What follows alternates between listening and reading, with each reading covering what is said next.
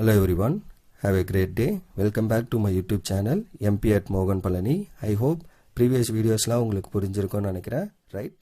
Last வீடியோவில் நம்ம exercise 12.1க்கு முன்னாடி இருக்க எக்ஸாம்பிள்ஸில் எக்ஸாம்பிள் 12.9 வரைக்கும் சால்வ் பண்ணி முடிச்சிருக்கோம். இன்றைக்கி வீடியோவில் அதோட கண்டினியூஷன் 12.10 வந்து கம்ப்ளீட் பண்ணலாம். ஒரே ஒரு எக்ஸாம்பிள் தான்.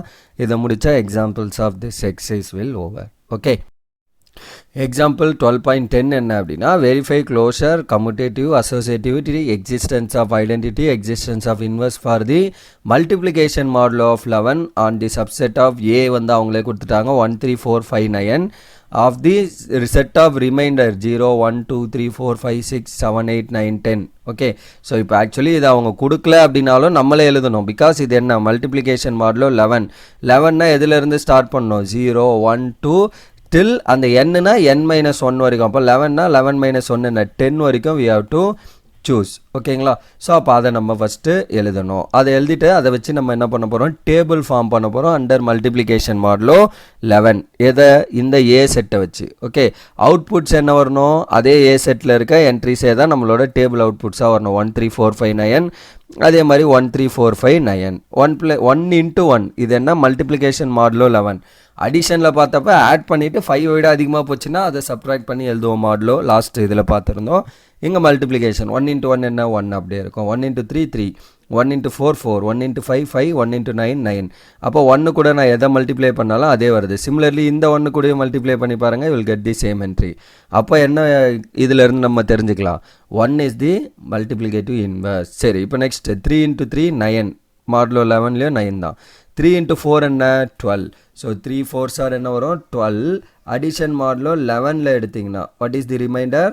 1 under addition modulo 11. Okay, so அப்போ இதோட ஆன்சர் நம்ம என்னவா எழுதணும்? 1 அப்படின்னு எழுதணும். நெக்ஸ்ட்டு 4 × 5 என்ன?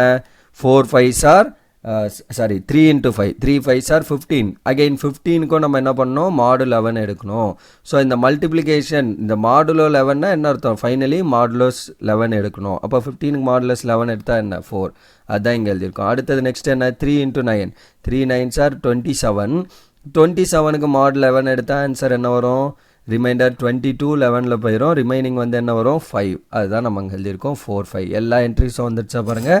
நெக்ஸ்ட்டு 4 × 3 12 அகெயின் 1 4 4s ஆர் 16 16க்கு மாடு 11 எடுத்திங்கன்னா 5 4 5s ஆர் 20 20க்கு மாடு 11 எடுத்திங்கன்னா 9 4 9s ஆர் 36 36க்கு மாடு 9. ஓகே, ஸோ 36க்கு மாடு 11 சாரி. ஸோ மாடு 11 எடுத்திங்கன்னா என்ன வரும்? 36க்கு. அப்போ 11ல் வந்து 33 போயிடும். ரிமைண்டர் வந்து என்ன? 3. இப்போ 33 போயிடுச்சுன்னா 3 is the answer for this மாடலோ.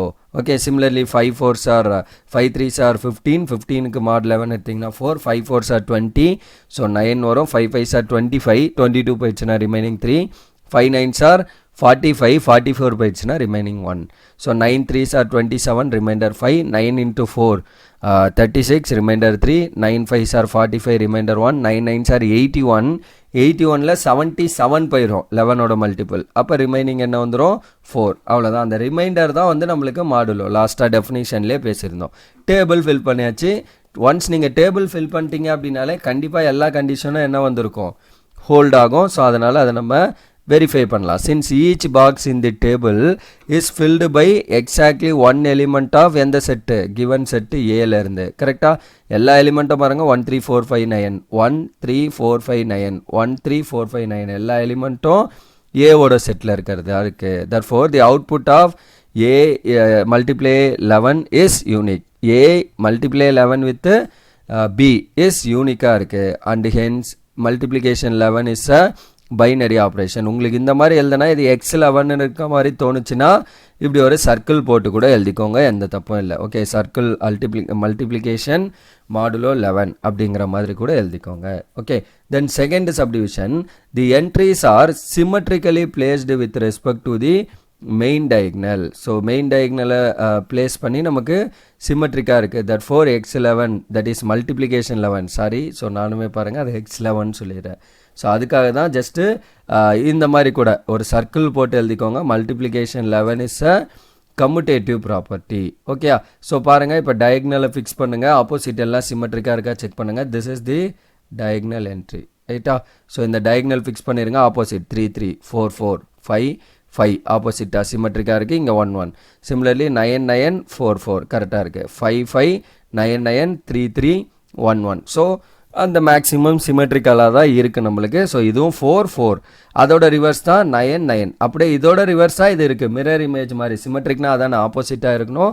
So mirror image மாதிரி இருக்குது. அதனால் வந்து நம்ம என்ன சொல்லலாம், A ஸ்டார் B பண்ணிங்கன்னா B ஸ்டார் A வரும். ஸோ தட் கம்யூட்டேட்டிவ் ப்ராப்பர்ட்டியும் நமக்கு ஹோல்ட் ஆகுது.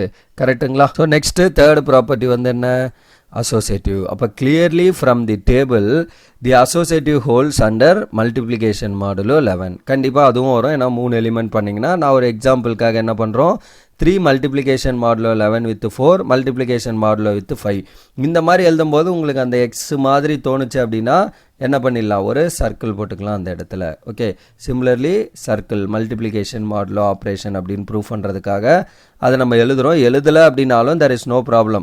ஸோ அது எக்ஸ் கிடையாது, மல்டிப்ளிகேஷன் அப்படிங்கிறது நமக்கு புரிஞ்சுக்கணும், கிளியராக இருக்கணும். ஓகே, சரி. இப்போ ஃபஸ்ட்டு லெஃப்ட் சைடு எடுத்துக்கலாம். 3 multiplication 11 modulo 4 and multiplication 11 of 5 equal to, அப்போ 3 4 சார் என்ன 12. 12க்கு மாடுலோ 11 எடுத்திங்கன்னா 1.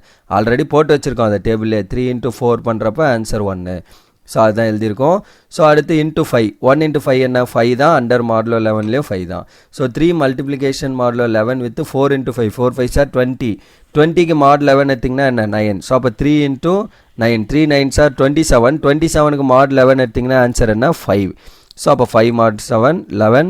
ஸோ ரெண்டும் சேம். அதனால் வந்து என்ன ஆகுது, அசோசியேட்டிவிட்டியும் நமக்கு ஹோல்ட் ஆகுது. சொன்னால் போதும் ஹோல்ட்ஸ் அப்படின்னு, பட் புரியணுங்கிறதுக்காக just I am giving a example for that. Okay, then fourth property identity exist ஆகுதான்னு. Then row headed by 1 and the column headed by 1 are identical. So நான் ஆல்ரெடி சொன்ன மாதிரி என்ன, ரெண்டும் வந்து என்னவா இருக்குது, 1 எடிட் பண்ணுறது. நான் அந்த டேபிள் பேசுகிறப்பே சொல்லியிருந்தேன், 1 பேஸ் பண்ணி வர எல்லாமே வந்து என்னவா இருக்குது, சேமாக இருக்குது. அதனால் தே ஆர் ஐடென்டிக்கல். ஓகே, அப்போ நம்ம என்ன சொல்லிடலாம், 1 is the identity for the element. இப்போ 1ஓட என்ட்ரி இங்கே இருக்குங்களா.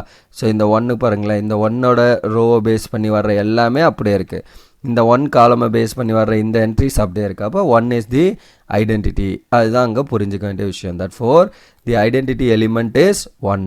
அவ்வளோதான். அப்போ ஐடென்டிட்டி 1ன்னு ஃபிக்ஸ் பண்ணியாச்சு. ஐடென்டிட்டி எக்ஸிஸ்ட் ஆகிறதுனாலே கண்டிப்பாக என்ன, இன்வர்ஸாக எக்ஸிஸ்ட். அப்போ clearly from the table the existence of inverse is guaranteed. கரெக்டாக, ஏன்னா ஐடென்டிட்டி எக்ஸிஸ்ட் ஆனாலே எக்ஸிஸ்ட் ஆஃப் இன்வர்ஸும் இருக்குது. அப்போ டேபிள் படி நமக்கு தெரியும் ஐடென்டிட்டி இஸ் 1. அப்போ 1 எப்போல்லாம் வருதோ அதுதான் வந்து என்ன, inverse for the respective elements. For example 1 கூட 1 மல்டிப்ளை பண்ணுறப்ப தான் 1. அப்போ 1ஓட இன்வர்ஸ் 1 தான். 3 கூட எதை மல்டிப்ளை பண்ணுறப்போ 1 வந்தது 4.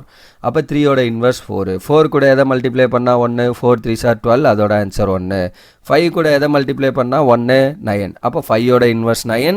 9 கூட 5 மல்டிப்ளை பண்ணிங்கன்னா 1. அப்போ 9ஓட இன்வர்ஸ் 5. அதை நீங்கள் லாஸ்ட்டாக மென்ஷன் பண்ணிடலாம். ஈச் இன்வர்ஸோட entries in each row and each காலமில் நமக்கு 1 எக்ஸிஸ்ட் ஆகுது. தட் ஃபோர் இன்வர்ஸ் ஆஃப் 1 என்ன, 1 தான். 3ஓட இன்வர்ஸ் 4. 4ஓட இன்வர்ஸ் 3.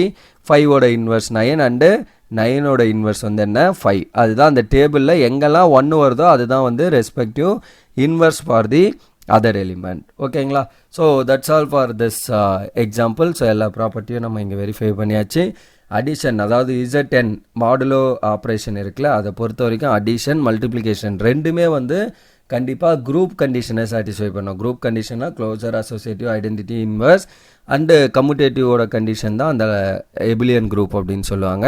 ஓகே, ஸோ அப்போ எல்லா கண்டிஷனையும் சாட்டிஸ்ஃபை பண்ணோம் டெஃபினட்டாக. ஓகே, ஸோ அது கிளியர் தான். அதுதான் நம்ம இங்கே ப்ரூவ் பண்ணியிருக்கோம். இந்த டேபிளுக்கு பேர் கெய்லே டேபிள் அப்படின்னு கூட படிப்போம் இன் ஃபியூச்சரில். ஓகே, ஸோ இப்போதைக்கு ஜஸ்ட் இது ஒரு டேபிளாக நம்ம பார்த்துருக்கோம். ஸோ இன் ஃபியூச்சரில் அந்த எலிமெண்ட்ஸை வச்சு எழுதுறதுனால கெய்லே டேபிள் அப்படின்னு இதை சொல்லுவோம். ஓகேங்களா. ஸோ அதெல்லாம் நம்ம அப்கமிங் இதில் பார்ப்பீங்க. Okay, so that's all for this example and that's all for this video also. So இதில் நம்ம ஒரு எக்ஸாம்பிள் பார்த்துருக்கோம். அந்த ஒரு எக்ஸாம்பிளோட நம்மளுக்கு எக்ஸசைஸ் 12 பேஸ் பண்ணியிருந்த எக்ஸாம்பிள்ஸ் எல்லாமே over. Right. So that's all for this video. Remaining things will see in the next video. Thank you. We'll see in the next video. Thank you.